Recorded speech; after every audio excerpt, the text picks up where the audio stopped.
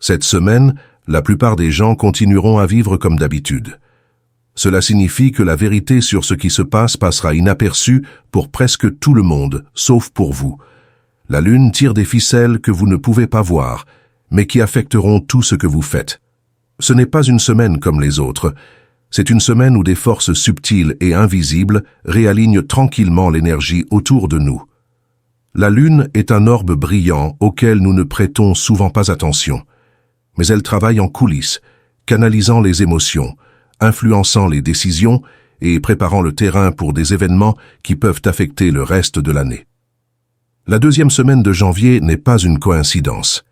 Il s'agit d'une semaine fondatrice au cours de laquelle vos décisions, vos pensées et même les émotions que vous laissez s'exprimer jettent les bases de l'avenir.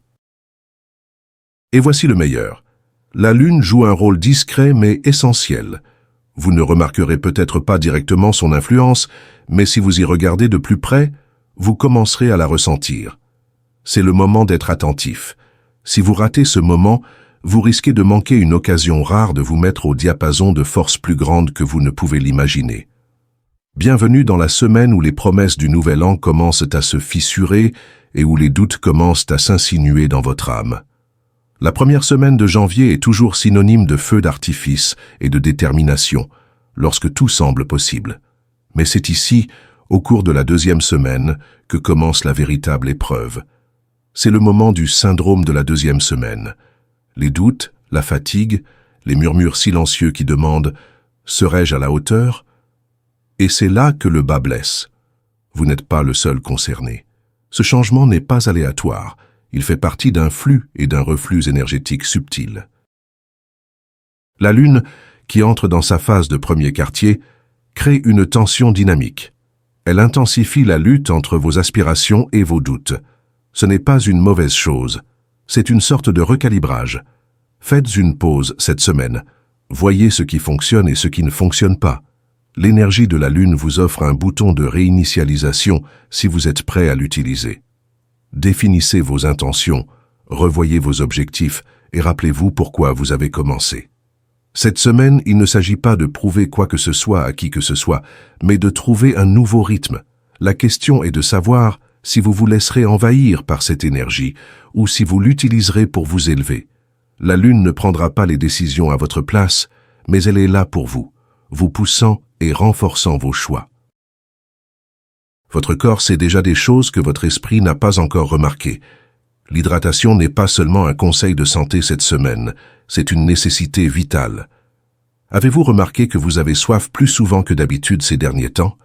Peut-être cherchez-vous plus souvent un verre d'eau sans vous en rendre compte. S'agit-il d'une simple coïncidence? La Lune, à son point le plus proche de la Terre, le périgée, peut avoir un effet énergétique non seulement sur les marées, mais aussi sur nous. Notre corps est composé à 60% d'eau, et certains pensent que la force gravitationnelle de la Lune peut subtilement affecter les fluides de notre corps, tout comme elle affecte les océans. Peut-être que l'énergie accrue de la Lune cette semaine éveille un lien spirituel en vous, incitant votre corps à rechercher l'équilibre et l'harmonie. Cette sensation de soif est peut-être la façon dont votre corps se met au diapason des rythmes du cosmos. Mais l'hydratation ne consiste pas seulement à étancher la soif. Elle concerne aussi le flux d'énergie spirituelle. L'eau est un conduit d'énergie dans le corps. Elle aide les émotions, l'intuition et la force vitale à circuler librement. Sans elle, vous pourriez vous sentir fatigué, irritable ou même submergé par l'énergie amplifiée de cette semaine. Voici donc un rappel. Buvez de l'eau. Et pendant que vous le faites, visualisez-vous en train de vous synchroniser avec le rythme de la Lune. Ce simple geste n'est pas seulement physique, c'est aussi un rituel sacré. C'est une façon de vous ancrer dans les courants spirituels invisibles qui vous entourent. Lorsque l'énergie de la Lune circule, laissez l'eau être votre point d'ancrage. Cette semaine, s'hydrater n'est pas seulement un conseil de santé, c'est une pratique spirituelle profonde. La Lune ne veut pas que vous vous en teniez à un plan cette semaine. Elle déchire les pages et écrit quelque chose de nouveau. Et si je vous disais que cette semaine ne va pas se dérouler comme vous le pensez? Vos plans et vos routines familières peuvent soudainement vaciller. L'énergie de la Lune bouleverse le courant familier, et fait de la place à l'inattendu. La conjonction avec Jupiter le 10 crée une atmosphère d'expansion et d'imprévisibilité. Jupiter, la planète de la croissance et de l'abondance, amplifie l'influence de la Lune, envoyant des vagues de chaos et d'opportunités dans votre vie. Tout peut sembler aléatoire, un changement soudain de plan, une conversation inattendue ou même une étrange manifestation de bonne fortune. Mais voilà, rien de tout cela n'est vraiment aléatoire. Ce chaos ouvre la voie à quelque chose de plus grand. Parfois, ce qui semble être du désordre est en fait une création déguisée. Le désordre est la première étape de la transformation. Alors, si cette semaine vous semble être du désordre, accueillez-le. Ne résistez pas au désordre et n'essayez pas de remettre les choses en place par la force. L'univers se réajuste et vous demande de faire confiance au processus. Prêtez attention aux petits moments bizarres. Peut-être les graines de quelque chose d'important y sont-elles cachées. Ce n'est pas une semaine de plus sur le calendrier, c'est la façon dont la Lune vous réveille, en vous rappelant que la croissance ne vient pas d'une zone de confort, mais de l'acceptation de l'inconnu. La Lune est plus proche qu'elle ne l'a été depuis des semaines, et son attraction se fait sentir non seulement physiquement, mais aussi émotionnellement. J'ai expliqué plus haut que l'approche du périgée de la Lune peut donner soif, mais son influence ne s'arrête pas là. Le 8 janvier, la Lune atteint son périgée, son point le plus proche de la Terre au cours de ce cycle lunaire. C'est un moment que beaucoup ne remarquent pas, mais dont les effets se font sentir dans tous les domaines, des marées des océans à celles de vos émotions. Lorsque la Lune est si proche, son attraction gravitationnelle est amplifiée. Cette force subtile mais puissante attire non seulement l'eau, mais aussi vous. Cette semaine, vous la ressentirez peut-être de manière inexplicable. Émotions exacerbées, rêves si vifs qu'ils vous poursuivent même après votre réveil, ou peut-être un sentiment d'attirance irrésistible pour quelque chose, une idée, une décision ou un changement que vous avez évité. Ce n'est pas un jour de plus sur le calendrier, c'est une impulsion énergétique, comme si la Lune vous poussait doucement mais avec insistance à aller de l'avant. Si vous vous sentez bloqué, c'est le moment de céder à cette poussée. Mais n'oubliez pas, l'accélération peut être écrasante si vous n'avez pas les pieds sur terre. Vous devez vous ancrer dans le sol, sinon vous serez emporté par le courant. Que pouvez-vous faire? Commencez simplement. Connectez-vous à la terre. Promenez-vous. Asseyez-vous en silence ou respirez profondément. L'énergie de la Lune est là pour vous élever, pas pour perturber votre équilibre. En restant présent et conscient, vous pourrez canaliser cette puissante influence vers quelque chose de significatif. La proximité de la Lune le 8 n'est pas seulement un événement céleste, c'est une invitation, une chance de se mettre au diapason du rythme naturel de l'univers. Du point de vue de la Lune, chaque inquiétude, chaque peur n'est qu'un grain de sable dans l'immensité. Imaginez maintenant que vous ne vous tenez pas sur la Terre, mais que vous la regardez depuis la Lune. De cette hauteur, les montagnes semblent être de petites crêtes, les océans un simple scintillement de lumière, et nos interminables drames humains, une étincelle à peine perceptible.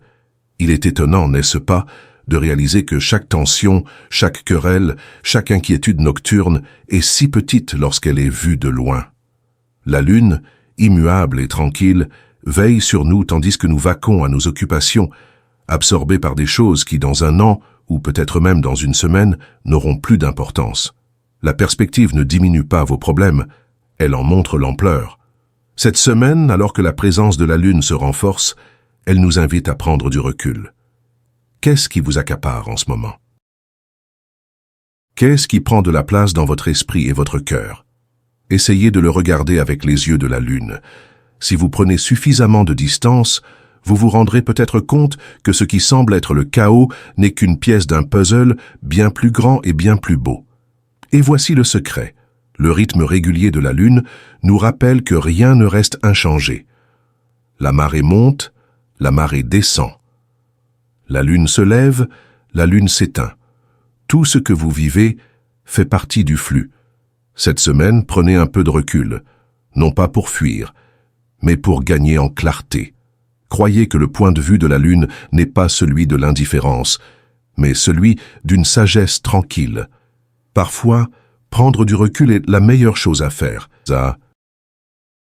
Le premier quartier de lune est un miroir qui reflète à la fois vos progrès et vos obstacles. Le moment est venu de passer à l'action. Aujourd'hui, le 6 janvier, c'est le premier quartier de lune, un moment de tension, de mouvement et de clarté. Considérez-le comme l'étape intermédiaire entre les chuchotements silencieux des intentions que vous avez formulées pendant la nouvelle lune et la divulgation complète des résultats que nous verrons à la pleine lune. C'est l'appel de la lune à l'action. Elle ne vous demande pas d'attendre, d'hésiter ou de douter. Au contraire, elle vous presse de regarder où vous avez commencé cette année et de prendre des mesures audacieuses et décisives pour aller de l'avant. Le premier quartier de lune n'illumine pas seulement le ciel nocturne, il éclaire aussi le chemin à parcourir, vous montrant où vous devez aller de l'avant et ce qui vous retient. Il ne suffit pas de rêver, il faut se décider. Le premier quartier de lune vous incite à bouger. C'est le moment de vous arrêter et de vous demander « Qu'est-ce que je voulais accomplir ce mois-ci » Êtes-vous toujours attaché à ces intentions ou le bruit de la vie quotidienne vous a-t-il déconcentré?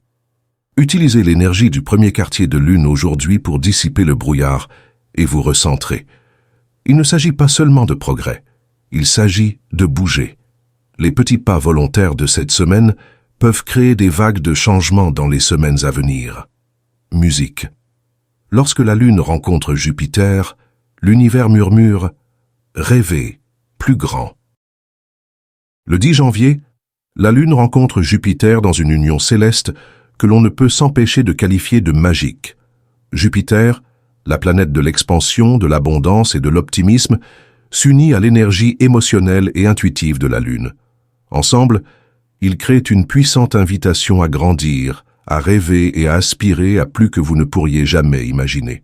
C'est le moment de saisir les opportunités, qu'il s'agisse d'élargir vos connaissances, d'approfondir vos relations ou même de semer les graines de l'abondance financière. Mais voici un secret. Les cadeaux de Jupiter ne sont pas distribués n'importe comment. Ils viennent à ceux qui sont prêts à entrer dans leur pouvoir et à croire qu'ils sont dignes de plus. L'abondance commence dans l'esprit avant de se manifester dans la réalité. Le 10, prenez le temps de réfléchir. Où vous retenez-vous?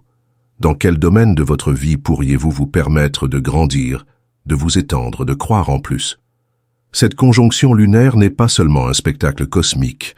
Elle nous rappelle que la croissance commence par la confiance, en soi, en son chemin et en l'énergie de l'univers. Ce n'est pas une semaine de plus, c'est une porte.